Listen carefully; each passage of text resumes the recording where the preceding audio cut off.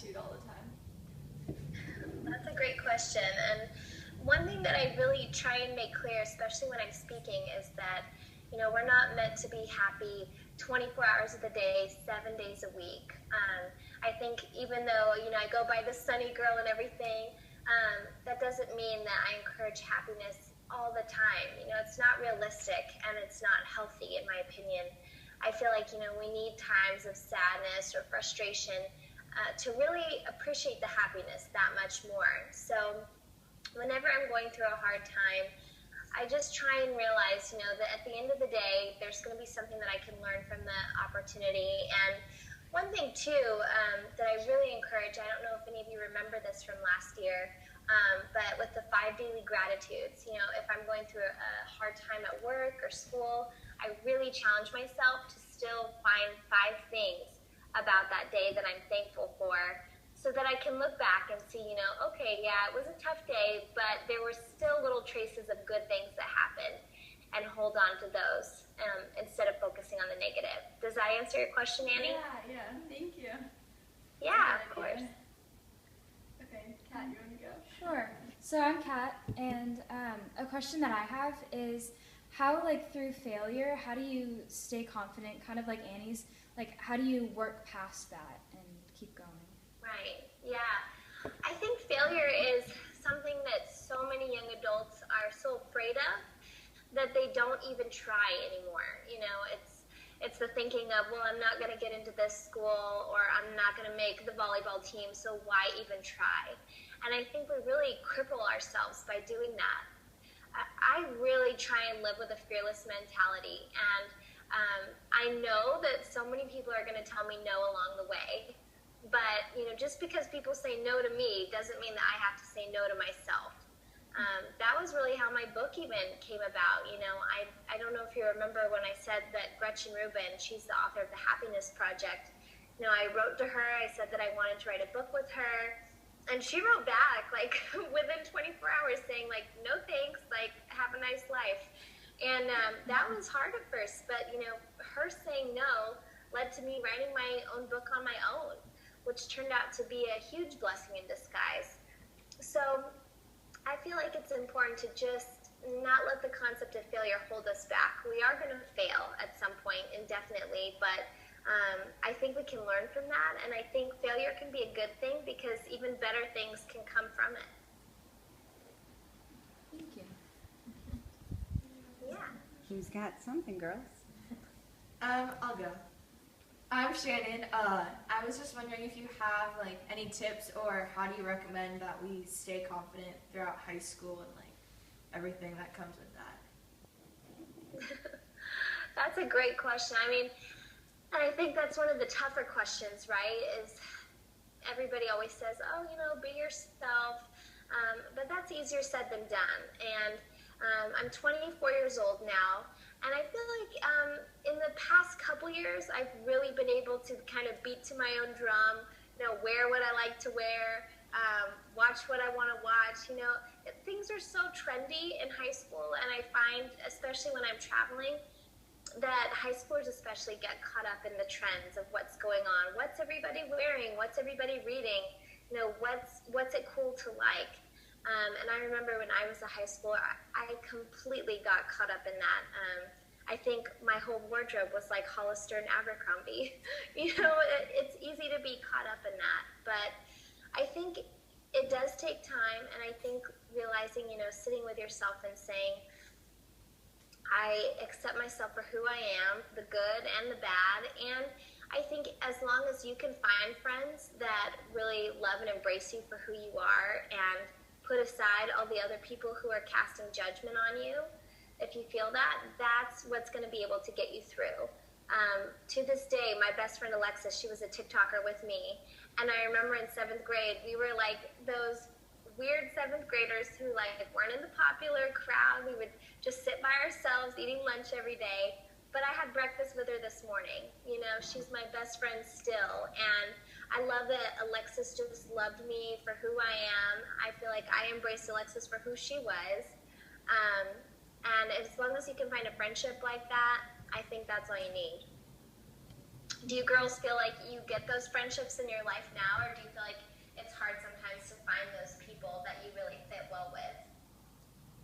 I feel like it's harder because then maybe some of them don't understand you as much. Yeah. There's a lot of cliques in high school, and you feel like you have to belong to one, but in reality, you meet so many people from different groups all around that like you can just gather up a bunch of individual friends that you'll keep forever. So true, yeah. It takes time. Just like the people that you want to like.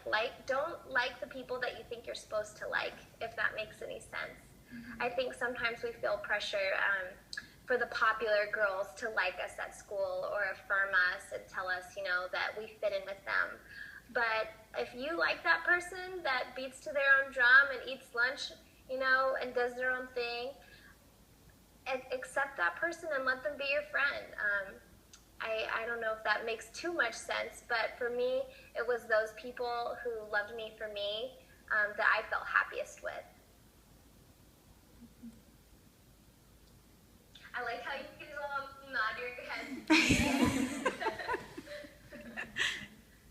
Hi, I'm Clara. I just had a question about how do you cope with the small things in life? How do you not get stressed out about, little things?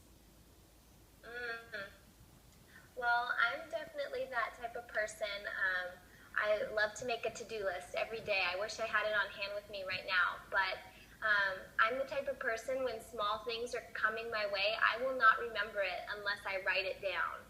I don't know if any of you function that way as well, but yeah, I have to have a planner, I have to have my notebook, all that, or it's just too many pieces moving in the air. But I think being organized is a huge secret to success, and it's something we don't always give a lot of attention to, but I think for me, avoiding the stress of the little day things, it's just getting through, taking time, 5-10 minutes a day, and writing down everything that I need to do and everything that I hope to do.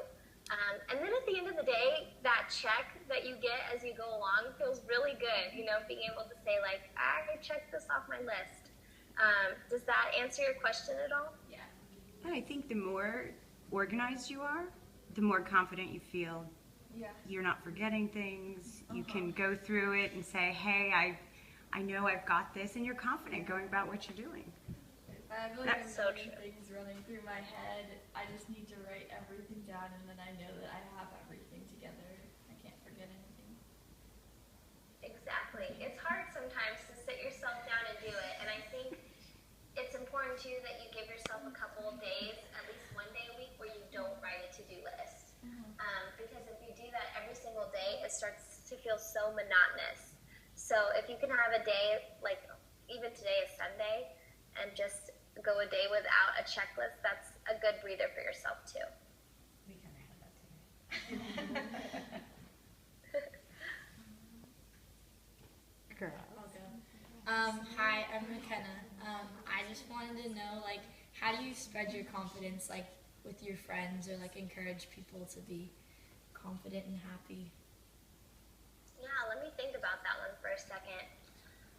I think it's really about embracing people for their natural gifts. So when I'm speaking, there's usually two types of people in the audience, right? There's the people who really resonate with the whole message of happiness, and usually they're pretty happy people already. So I'm kind of speaking to the choir. And they already, really believe in optimism. They're the type of people that you meet that are pretty positive. But then, there's the other type of people in my audience who, it's like, oh, Miss Sunny Girl, go take a walk. They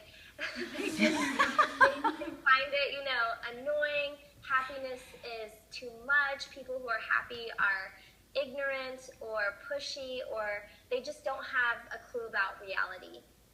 And those people are a little bit harder to get to because, when I come in a yellow dress and I always try and be extra energetic when I'm speaking with large audiences, those people just kind of put their hands up and say, this is too much for me. And I have friends like that who tend to be a little more pessimistic maybe or more sarcastic. But I think those people can be happy in their own right.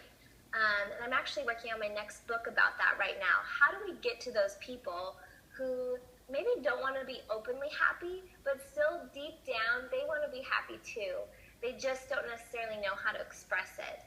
And I think the reason why so many of those people don't allow themselves to be happy is because they're comparing themselves to others all the time. Especially, with social media. We see all the time how everyone looks so happy, but are they really day to day? And I think those people get frustrated when others are, saying that they're having the best day ever. They don't believe it.